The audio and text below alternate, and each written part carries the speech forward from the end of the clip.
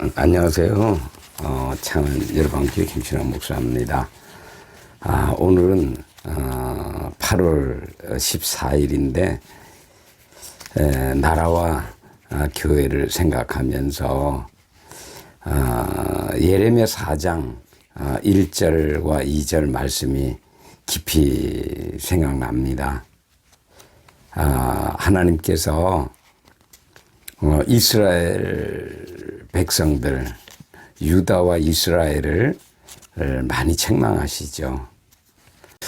주님이 얼마나 이스라엘과 유다를 사랑하시는지 내가 내 청년의 때와 신혼의 때를 기억한다 라고 말씀을 하고 있더라고요. 그 말씀을 읽다가 이제 내일 8.15 광복절인데 한때 우리가 일본에 의해서 얼마나 어려움을 당하고 고난을 당하고 심지어 교회가 파괴됐죠. 제암리 교회 같은 교회는 교회 역사의 한 단면이지만 교인들을 다 불러서 교회에 들어가라고 명령하고 다시는 나올 수 없도록 못지라고, 그리고 밖에서 휘발유를 뿌리고 불을 질러버렸죠. 교인들이 그 안에서 불이 나니까 나오려고 애를 써도 나올 수가 없잖아요. 문을 다 못질을 해서.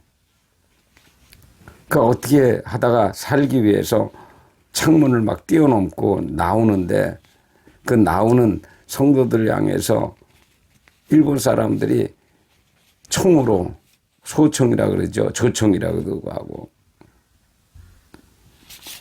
무자비하게, 그래서 교인의 대다수가 순교하는 일이 있었던 것이 우리 교회 역사입니다. 예레미야 4장 1절에서 2절의 말씀은 아주 중요한 말씀이 돌아오라고 하는 거예요. 다른 말로 하면 회개하라. 내 백성 이스라엘이 범죄했지만, 악을 저질렀지만 돌아오라. 그러면 내가 너희를 널리 용서하고 청년의 때를 기억하는 것처럼, 신혼의 때를 기억하는 것처럼 내가 너희를 다시 사랑하겠다라고 말씀하는 거죠. 그런데 하나님이 그 돌아오면서 전제 조건을 거셔요. 마치 우리가 계약을 하면 어떤 문서에 뭔가를 계약하게 될 때는 거기에 전제 조건으로 1, 2, 3, 4 이렇게 하듯이 거기에 두 가지 조건을 하나님이 먼저 말씀하세요. 조건을 거셔요. 그 첫 번째가 돌아오려거든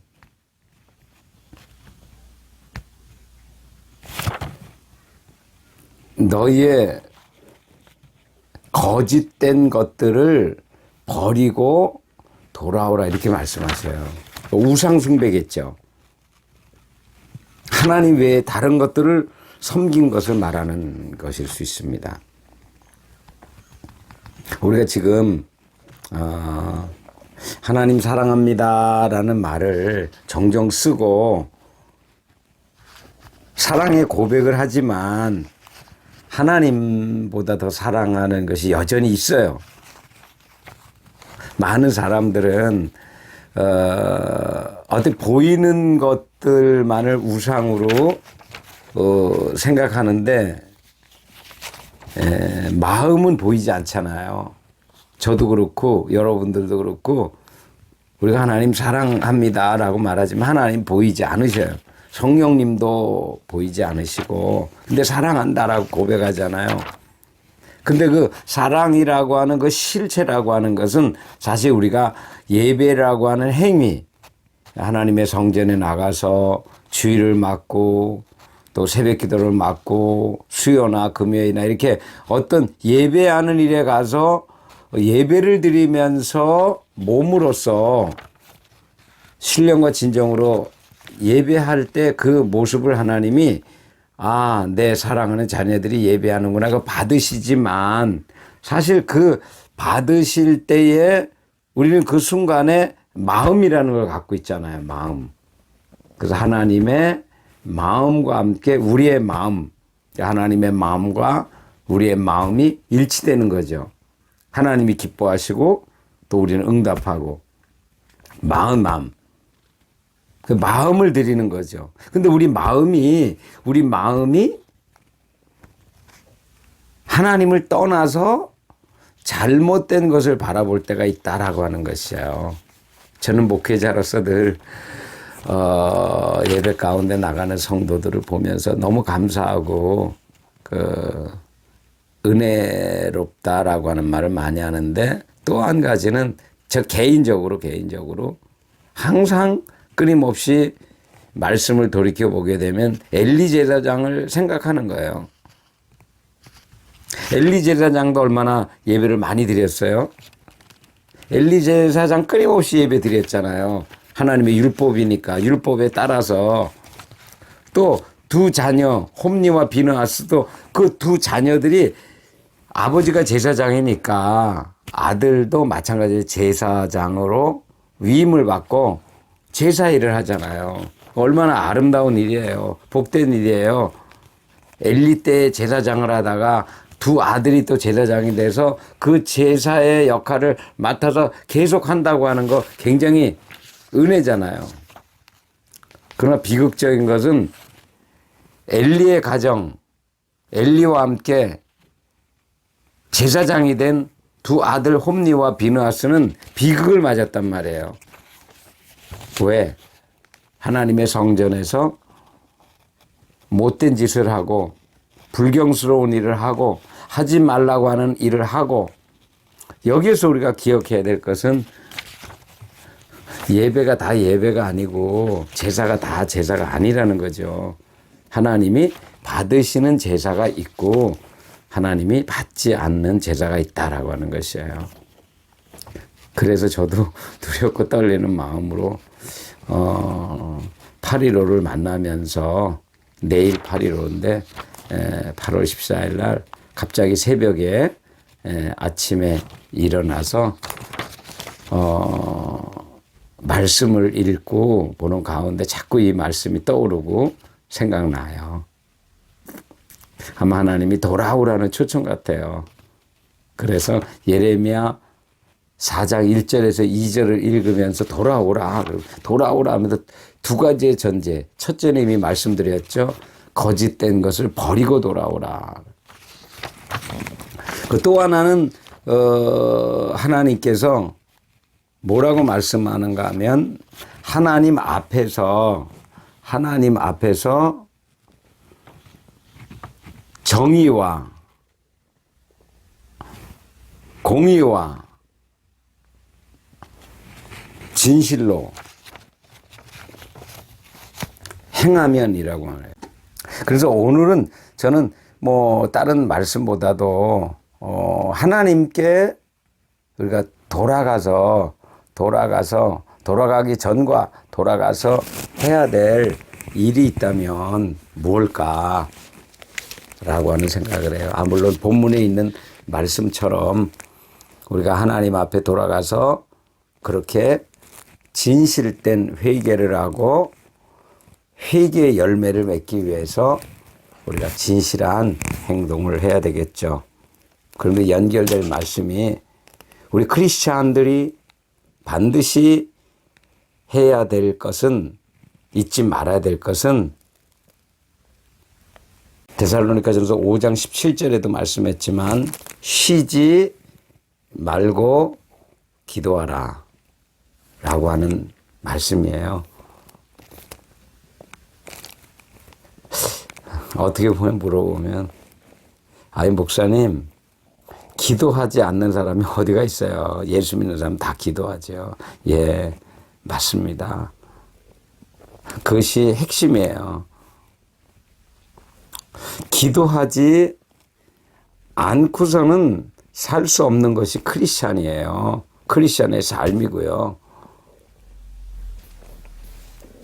성경을 읽다가 이렇게 클로즈업 되는 것처럼 보여지는 장면이 성경을 잘 보니까 하나님이 세운 사람들이 한결같이 제일 먼저 퍼스트 그리고 끝까지 동일하게 했던 일이 있더라고요. 일. 제가 말하는 것은 사역이 아닙니다. 지금. 어떤 전도 집회 이런 게 아니에요. 하나님의 사람들이 처음부터 마지막까지 한 일이 있어요. 그 일이 끊임없이 기도한 거예요. 쉬지 않고 기도한 거예요. 그 중에 대표적으로 몇 사람 있죠. 모세. 우리는 모세를 민족을 이끌어가고 광야에서 가나안으로 인도한 영적인 리더자로만 모세를 생각할 때가 많이 있어요.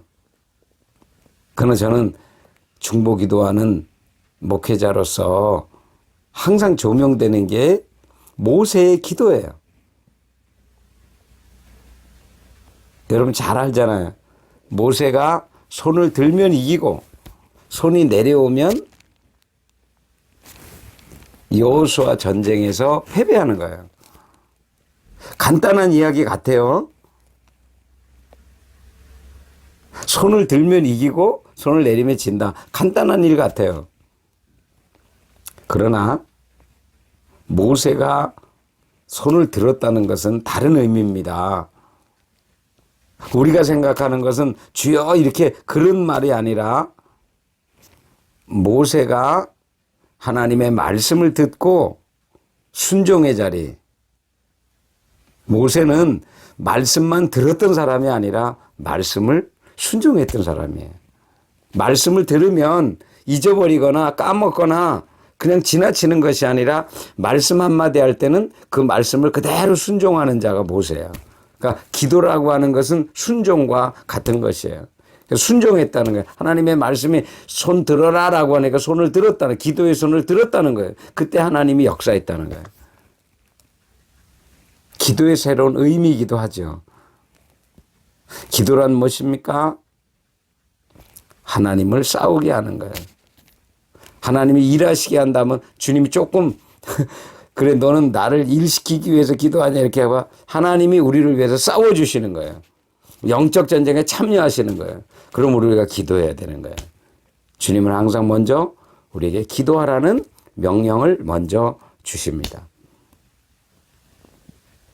모세가 그렇게 기도해서 항상 승리를 가져왔던 거죠. 또 우리가 잘 아는 대로 어떤 사람이 있습니까? 성경에 다니엘이 있어요. 다니엘. 오늘 우리가 8.15를 맞지만 8.15 전에는 어떤 일이 있어요? 7, 80년 전에는 우리가 일본이라는 일제 아래에 있었잖아요. 그거와 똑같이 다니엘도 바벨론 포로 가운데 있었어요. 환경이 어려웠어요. 성전도 없었어요. 예배 드릴 곳이 없었어요. 오늘 코로나로 인해서 우리가 예배를 드리지 못해요. 바른 예배를 못 드려요. 바른 찬양을 못 드려요. 왜 그런지 아세요? 정부에서 마스크를 써라, 큰 소리 하지 마라, 찬양도 크게 하지 마라, 기도도 크게 하지 마라. 하나님은 분명 부르짖으라. 예레미야 33장 3절에는 말씀했어요. 저가 어렵고 힘드니까 옥중에 있으면서 너는 크게 소리내어서 부르짖으라 라고 말씀했는데 지금 부르짖지 말라는 거예요. 소리도 크게 하지 마라. 찬양도 하지 마라. 목회자는 입에 마스크를 써라. 이게 다 바른 예배가 아니죠. 올바른 예배가 아니에요.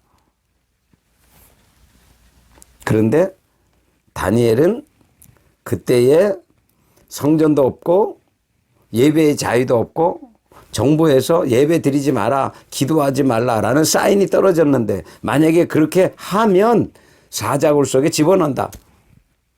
풀무불에 집어넣는다. 이런 사인이 떨어졌는데도 다니엘과 세 친구는 어떻게 했다고요? 전에 행하던 대로. 우리가 회개해야 될 거 하나 있죠? 우리는 전에 행하던 대로 하지 못하고 중단했어요. 전에 예배 드리던 그 예배를 포기했다고요. 예배하던 방식을 내려놨어요. 찬양대도 중보하는 일도 모여 기도하는 일도 다 내려놨어요. 전에 행하던 대로가 아니에요. 이젠 다른 방식이에요. 다른 방법이에요. 또 성도들이 모여서 말씀 못 들어요. 영상 예배라고 하는 비대면이라고 하는 이상한 예배를 드릴 수밖에 없어요. 그런 일들을 돌아보면서 다니엘은 어떻게 예배했나? 다니엘의 세 친구는 어떻게 하나님께 기도했는가? 기도의 사람. 이전에 하던 대로 목숨을 걸고 기도했다는 거예요. 다시 강조할게요. 그들이 환경이 어려워지고 바벨론이라는 나라가 바벨론의 왕이 있잖아요. 왕권이 있잖아요. 그 왕권을 가지고 와서 예배하지 마라, 기도하지 말라 이렇게 명령을 한 거예요. 그러면 그 다음에 어떻게 되는지 알죠? 목숨이 위태로운 거예요. 목숨을 잃어버려야 되는 거예요. 그런데도 포기하지 않은 게 있었다. 뭘? 예배와 기도를 포기하지 않았다. 전에 행하던 대로. 그래서 저도 자꾸 회개할 마음이 많아요. 물론 우리가 예배 끊이지는 않았어요. 예배를 계속 또 작은 교회니까 끝까지 드렸어요. 중보기도도 안 패하지 않고 계속 드렸어요. 어렵지만 모이지 말라 그랬는데 모였어요. 또 어느 때는 와서 막 제지하기도 했어요. 그러나 끝까지 하는 거예요. 왜? 하나님의 명령이기 때문에. 우리가 정부를 비난만 하고 반대만 하고 체제를 악하다고 비난만 하기 위해서 그런 게 아니고 하나님의 명령 때문에 그런 거죠. 하나님의 말씀 때문에 그런 거죠. 우리 믿는 사람들은 죽으나 사나 말씀 붙들고 하나님 의지하고 기도하며 살지 않으면 다른 방법이 없어요. 그거를 끝까지 지켜나가는 거죠. 어떻게 하면 좋겠어요? 다니엘처럼, 다니엘의 세 친구처럼 우리가 목숨 걸고 우리가 해방을 맞았다고 해서 이제는 편안하다, 안전하다. 그래서는 안 되죠. 그리고 우리 한국교회가 얼마나 많이 축복을 받았어요. 저도 목회자의 한 사람으로서 교회와 목회자 성도들이 너무 많은 복을 받은 거예요. 하나님이 우리 선조들이 그 쌓은 수고 때문에. 근데 지금 잃어버렸어요, 그거를. 전 하나님이 다시 되찾게 하리라고 믿어요. 다시 한번 부흥을 주리라고 믿어요. 8.15 광복이 단순히 일제가 지나갔기 때문에 돌아갔기 때문에만 광복이 아니라 영적인 의미에서 진짜의 광복을 맞고 싶어요. 죄와 어둠이 사라지고 이제 우리가 어떤 물질적인 것으로부터 자유가 아니라 영적인 그 자유를 누렸으면 좋겠어요. 여러분, 하나님이 대한민국을 얼마나 사랑하는지 모릅니다. 대한민국 교회를 얼마나 사랑하는지 모릅니다. 예레미야 4장 1절에서 2절에 너희가 돌아오려거든 이 두 가지를 꼭 기억하고 돌아오라. 거짓된 것, 우상숭배했던 것, 물질적인 것 아니고 마음으로까지 하나님보다 더 사랑한 거 있으면 그거를 내어버리라. 그리고 진리와 진실과 정의와 정직함을 가지고 하나님 앞에 돌아오라라고 말씀이죠. 그 위에는 제가 말씀한 것처럼 기도하면서 다 됐다 이게 아니고 더 깊은 자리로 들어갈 수 있도록 오늘 8월 14일을 맞으면서 8월 15일 내일 주일이잖아요. 거룩한 주일을 맞기 위해서 다시 한번 나라 사랑, 교회 사랑을 생각하면서 우리가 더 깊이 하나님께 예배와 기도 가운데 나아가겠습니다라는 마음을 가지고 오늘도 또 내일도 정말 이 나라와 민족 가운데 큰 역사들이 일어나도록 같이 기도하면서 나갔으면 좋겠어요.